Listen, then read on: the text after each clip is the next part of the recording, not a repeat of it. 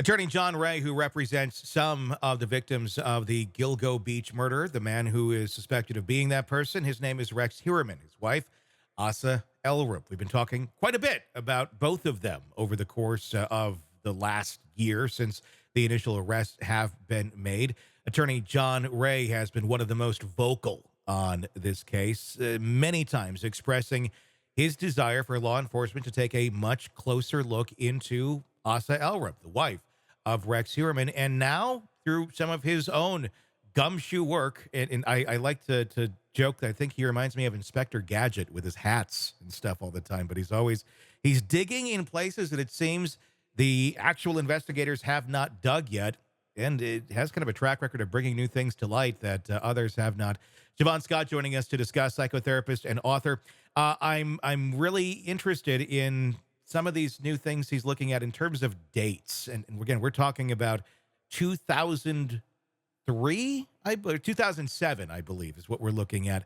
And some check-in dates to a hotel, determining whether or not Asa Ellerup's alibi is as accurate as she says it is. What's your thoughts so far on this? Yeah, you've gotta do that. You've gotta do that, and, I don't know if anyone is aware to what extent at this point Asa has been questioned, Hmm. but with everything that's been raised, you've gotta do it. You've gotta look closely at this, and we want to know that if she was ignorant of this, whatever he was up to, then let's know that for sure so we Hmm. can rule her out. Because as we've said, we don't know what kind of mental health conditions the lady may be dealing with. We don't know the level of, duress that she lived under with him. But that needs to be something that's looked at. How much weight should just be put on the answer of dates and credit card receipts of saying you were here then? Sure. I mean, some of it does point that she was not there, and she has brought some of that to light. Great. But if we're looking at, I'm just trying to think of any other case that somebody says, I got some credit card receipts over here. Okay, we're good. We're good. Your husband's accused of murdering all these women. You get credit card receipts. That's all we need. That's good. I mean, it seems like you probably need a little more Yeah. evidence than that to show you weren't involved and you just happened to be on vacation. God knows however many times your husband is striking. Mhm. Yeah, and there's no way to know at this point how many, killings he's actually responsible for, Hmm. and it's quite possible that she may have been out of town some of Maybe. those Yeah. times, but not other times, and so I think it's just, it's like a big jigsaw puzzle that everybody's trying to put the pieces together and see what is the real picture here, what makes sense. What do you think is going on behind those closed doors of the Asa Ellerup house with the camera crew watching her every move as they work on the documentary? Is it running through her mind, hey, maybe in my own best interest, I should be coming up with the evidence here showing that I had nothing to do with this?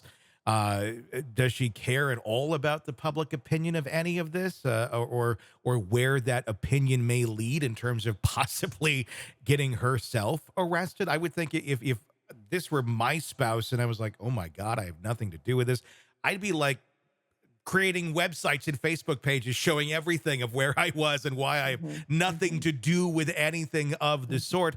Here, it just doesn't seem to be like that. We've only seen her go and get mad at the police because they took all of their guns. mhm. They ripped up the house a bit, which is understandable.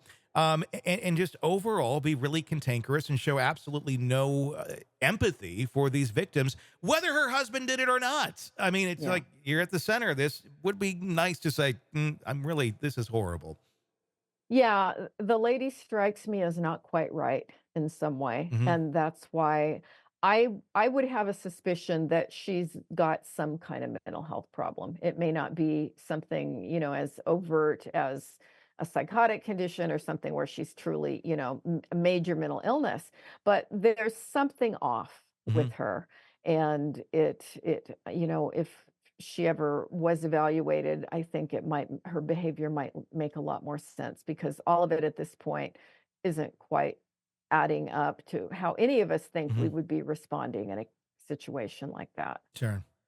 Hey, it's Tony Brueski. If you like the podcast, be sure to like, subscribe, and press that bell so you don't miss any of our updates on the cases we're following for you right here at the Hidden Killers podcast from True Crime Today. And thanks